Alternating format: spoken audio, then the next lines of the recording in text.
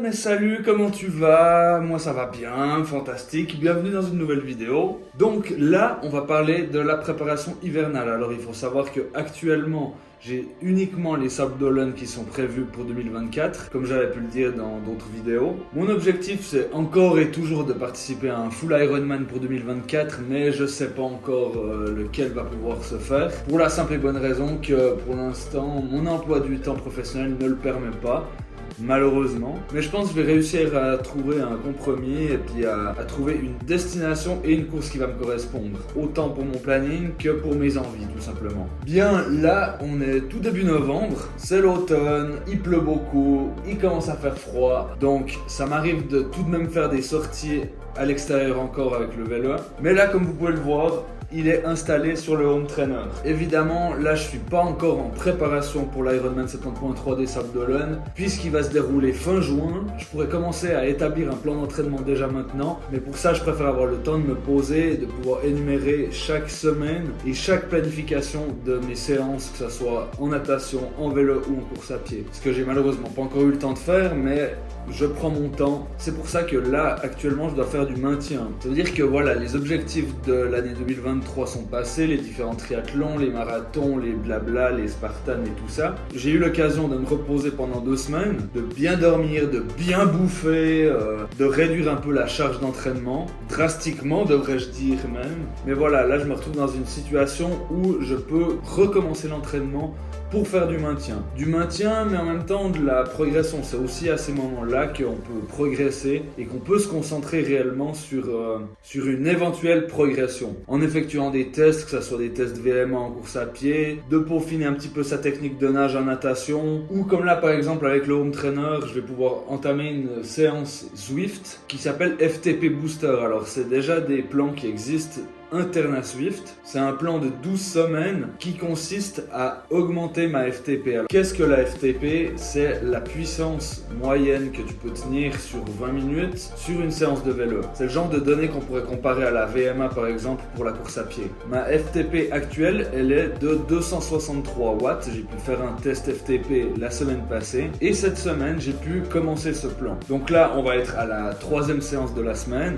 J'essaye d'en effectuer 4, mais je pense pas que je pourrai toujours à cause du travail, donc ce sera entre 3 et 4 séances par semaine. À côté de tout ça, je pratique toujours la course à pied avec des fractionnés et des sorties d'allure fondamentales. Et je nage toujours pas, mais c'est gentiment quelque chose que je vais pouvoir commencer puisque j'ai vraiment besoin de renager. C'est pas qu'une question d'envie, c'est que j'ai vraiment envie de travailler la technique un peu plus spécifiquement. Et puis là, évidemment, ce sera que en piscine, quoi. Bref, je vais vous montrer un petit peu comment ça se passe, niveau matériel et tout ça. Parce que malgré tout, il y a quand même pas mal de choses qui sont installées, qu'il faut mettre en place. Et certaines choses qu'il faut prévoir également. Donc là, comme vous pouvez le voir, c'est peut-être un petit peu le dawa, hein, un peu le bordel.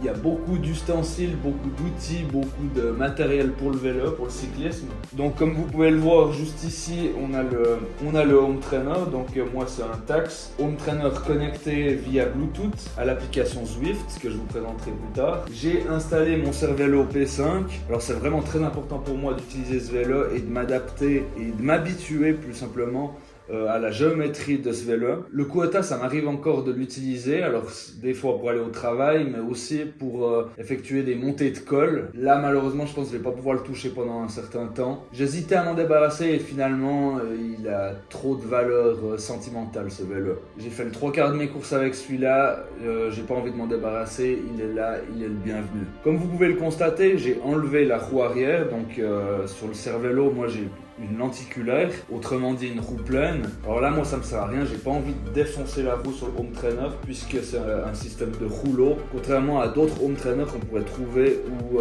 on n'a tout simplement pas la roue arrière mais la chaîne est reliée à une cassette interne au home trainer. Moi j'ai malheureusement pas ce système, il coûte quand même bien plus cher et on verra si un jour je m'en procurerai un, mais pour l'instant je suis assez satisfait du rouleau. À l'avant, donc au niveau du guidon, on peut voir déjà que j'ai installé un linge. Alors pas croire qu'en hiver, quand il fait moins 10 degrés dehors, il fait aussi moins 10 degrés dedans, hein. Au contraire, quand on est en train de pédaler comme ça sur Zwift, on a vite tendance à avoir très très chaud, donc c'est pour ça que j'ai installé également un ventilateur juste à côté de mon vélo. Évidemment, l'ordinateur positionné en face de mon vélo, ordinateur sur lequel je vais pouvoir lancer l'application Zwift, mais aussi où il y a un capteur ANT plus TACS qui est branché et qui relie toutes les données de fréquence cardiaque grâce à la ceinture cardio Garmin qui est installée juste là-dessous. La roue à l'arrière que j'ai installée, c'est une roue à chambre à air, donc c'est une roue franchement pas trop dommage, que je m'en fous un peu de détruire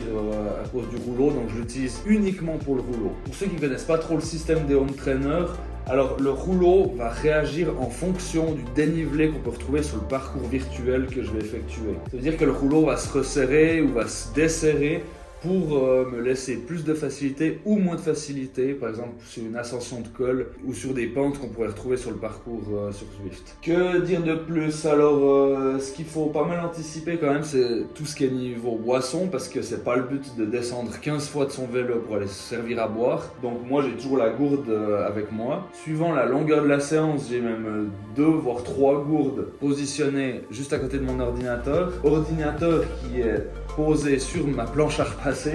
Alors voilà, pour être un petit peu imaginatif, et puis la planche à repasser, ça fonctionne très bien.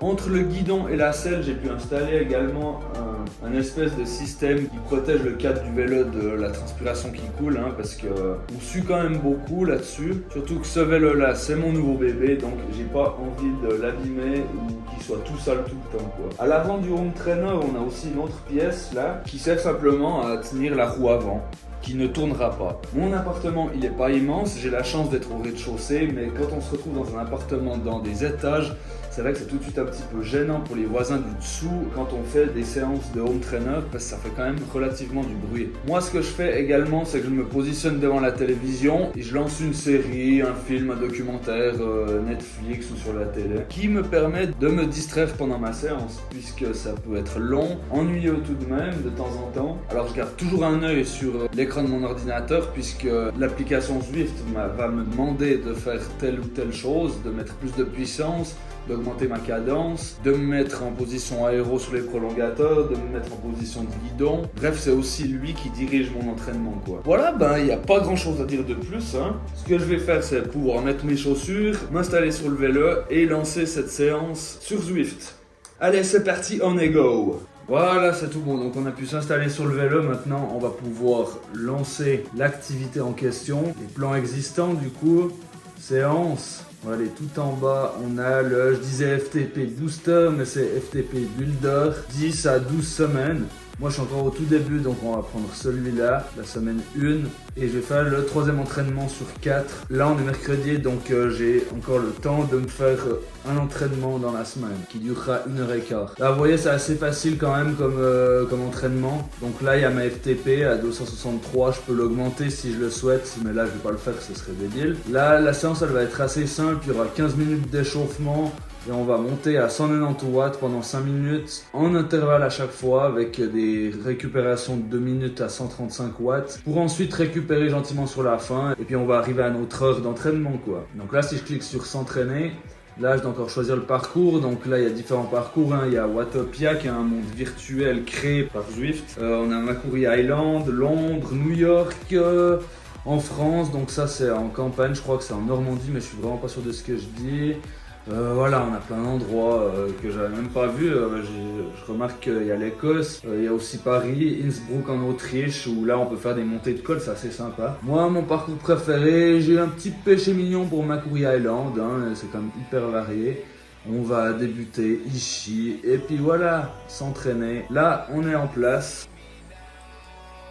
Voilà, donc maintenant il y a mon personnage. Dès que je vais commencer à pédaler, il va partir, quoi. Et puis ici, juste là, vous pouvez voir, il y a toutes les données. Donc il y a ma fréquence cardiaque, il y a la puissance que j'utilise, et là, pardon, il y a la cadence. Et là, en haut à gauche, on peut retrouver les objectifs. Donc c'est les étapes que je vais parcourir pour respecter mon plan. Voilà, on va pas aller plus loin dans les explications.